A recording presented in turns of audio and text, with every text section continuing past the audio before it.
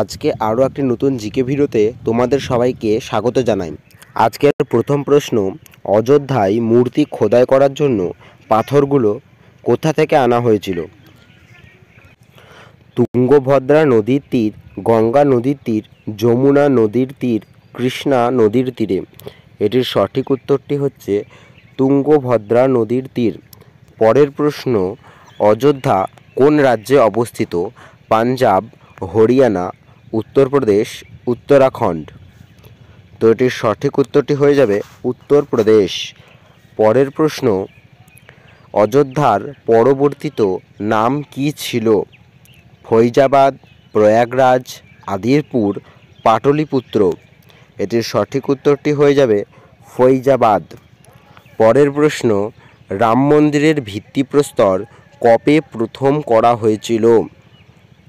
এটির সঠিক উত্তরটি হল 9 নভেম্বর 1989।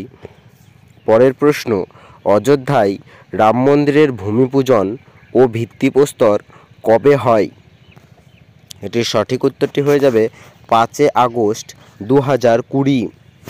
পরের প্রশ্ন, সাংবিধানিক বেঞ্চের কতজন বিচারক অযোধ্যা রাম জন্মভূমি বাবরি মসজিদ জমি বিবাদে রায় দিয়েছেন? 4, 5, 6, 2। এটির সঠিক উত্তরটি হয়ে যাবে 5। পরের প্রশ্ন, অযোধ্যা বিবাদের রায়ের সাথে জড়িত বিচারকদের মধ্যে বিচারক রঞ্জন গগৈ ছাড়াও 4 বিচারক কে ছিলেন? এর সঠিক উত্তরটি হয়ে যাবে উপরের সবগুলিই। পরের প্রশ্ন, অযোধ্যা বিরোধের রায়ে মসজিদ নির্মাণের জন্য কত একর জমি দেওয়া হয়েছিল?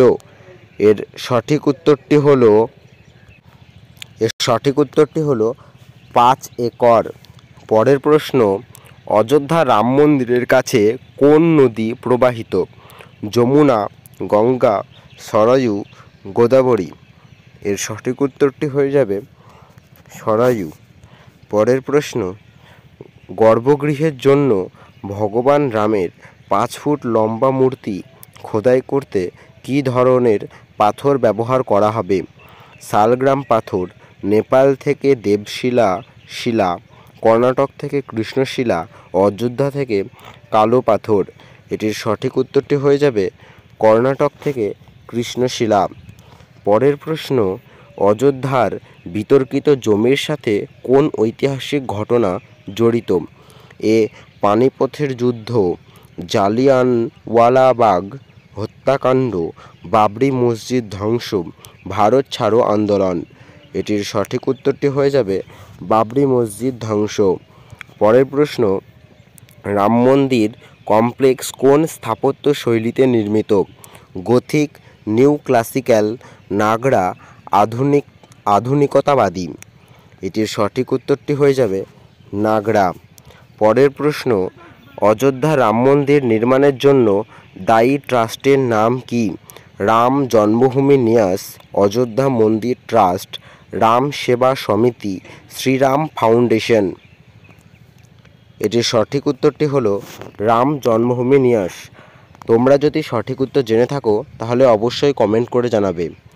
পরের প্রশ্ন, অযোধ্যা রাম মন্দির স্থপতি কে ছিলেন? লে কর্সিয়ার, বিশ্বকর্মা, চন্দ্রগুপ্ত মৌর্য, বাবর। এটির সঠিক উত্তরটি হলো বিশ্বকর্মা। নেক্সট কোশ্চেন, অযোধ্যা রাম মন্দিরে কোন উৎসব পালিত হয়? দিওয়ালি, হোলি, ঈদ, বড়দিন। এটির সঠিক উত্তরটি হলো দিওয়ালি। নেক্সট কোশ্চেন, অযোধ্যা রাম মন্দির নির্মাণে কোন উপাদান ব্যবহার করা হয়েছিল? মার্বেল, গ্রানাইট, বেলে পাথর, চুনাপাথর। এটির সঠিক উত্তরটি হয়ে যাবে বেলে পাথর। পরের প্রশ্ন, ভারতের সুপ্রিম কোর্ট কত সালে অযোধ্যা জমি বিবাদের রায় ঘোষণা করে? এটির সঠিক উত্তরটি হয়ে যাবে 2019। পরের প্রশ্ন, অযোধ্যা রাম মন্দিরের মূল গম্বুজের উচ্চতা কত?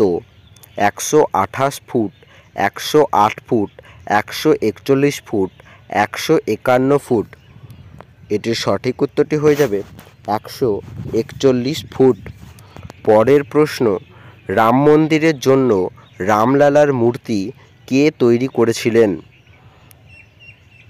এটির সঠিক উত্তরটি হয়ে যাবে অরুণ Yogiraj.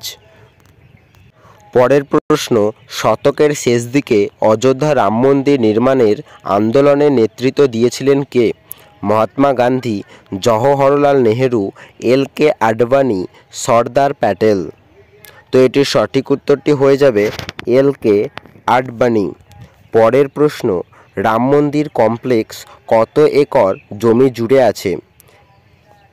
5 acre, 10 acre, 55 acre, 70 acre. এটির সঠিক উত্তরটি হয়ে যাবে 70 একর।